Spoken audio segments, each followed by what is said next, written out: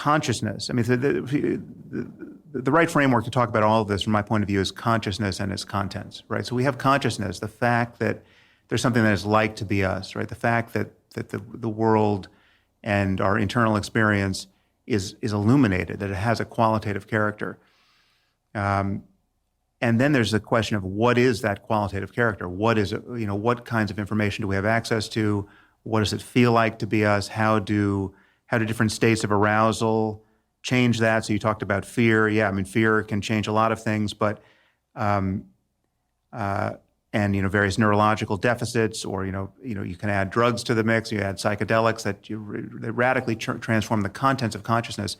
From my point of view, consciousness itself is simply the cognizance, the awareness, that is the floodlights by which any of that stuff appears, right? So consciousness doesn't change, but its contents change. And to come back to meditation for a second, many people think meditation is about changing the contents of consciousness. There's some contents you want to get rid of, like anxiety. Other contents you want to encourage, like calm and unconditional love, or some other classically pleasant pro-social emotion. And that's all fine. That's all possible.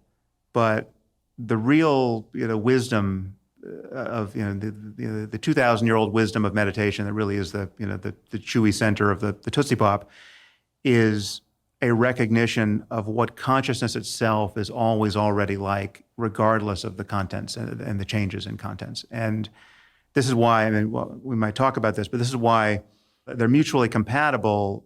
Psychedelics and meditation for me are somewhat orthogonal, because psychedelics is all about making wholesale changes to the contents of consciousness. And there's some wonderful consequences of doing that. There can be some harrowing and terrifying consequences of doing that, but generally speaking, I think used wisely, they can be incredibly valuable, and the therapeutic potential there is enormous. But the crucial disjunction here is that there really is something to recognize about ordinary waking consciousness, the consciousness that's compatible with my driving a car to get here on time, right? You don't have to have the pyrotechnics of being on LSD to see to transcend the central illusion that I'm saying is the thing to be transcended, which is the sense that there is a duality between subject and object in every moment of experience.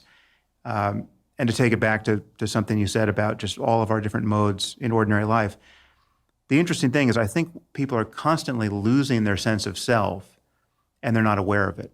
And I mean, there's probably an analogy to the visual system here, which is to visual saccades, which perhaps you've spoken about at some point on your podcast. Not enough, so please. Yeah.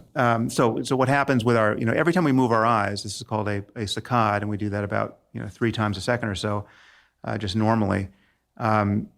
There is the region of motor cortex that affects that movement sends what's called an efferent copy of that motor movement, which is used as information that propagates back to visual cortex that suppresses the data of vision while the eyes are moving. Because otherwise, if you weren't doing that, every time you moved your eyes, it would seem like the visual scene itself was lurching around.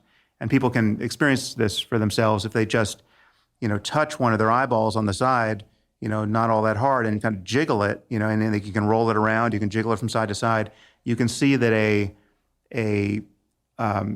a movement of the eyeball that's not governed by your ocular motor system delivers a jiggling of the world, because it's not, your brain is not anticipating it in the same way, and you're not producing that same predictive copy of the movement. It's a little bit like we have some action sports filmers on our staff here, the gimbal, that holds an iPhone, like you see the kids with surfboards or skateboards or something. They're going to hold a phone while moving around, or the people who are the vloggers. Does anyone even still use that for his vlog? Yes. Moving around, and it's image stabilization, essentially, that keeps the camera steady. And these are more than cameras, of course.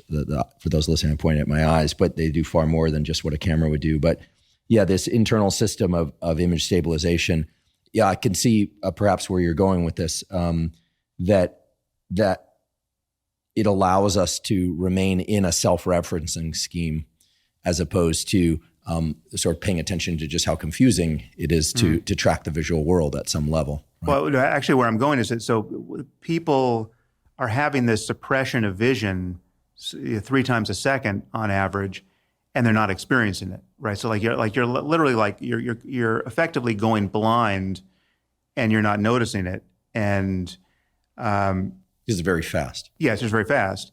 Now, there's an analogous suppression, I would say, of the sense of self that occurs every time attention gets absorbed significantly in its object, right? So like we even have this concept of, losing yourself in your work, or, you losing your, the classic flow experiences have this quality where there's, and this tends to be why they're so rewarding, where there's just, if you're in some, athletic activity or, an aesthetic one, or you could be having sex, or you could be whatever it is, some peak experience, its peakness usually entails there being some brief period where there was no distance between you and the experience, right? For that moment, you were no longer looking over your own shoulder or anticipating the next moment or trying to get somewhere where you weren't, or,